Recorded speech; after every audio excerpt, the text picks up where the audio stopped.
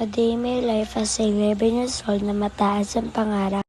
Ako nga po pala si Nene, ito nga po pala ang nangyari sa araw ko. Ngayong linggo nga po pala, nagsimba nga po pala kami sa Padre Pio.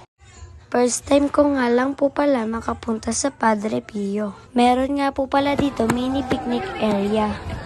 Dito nga po pala, umakyat na kami para makita si Papa Jesus. Bilay, dapat kayo. Malagdag ka dun. Kaya dun.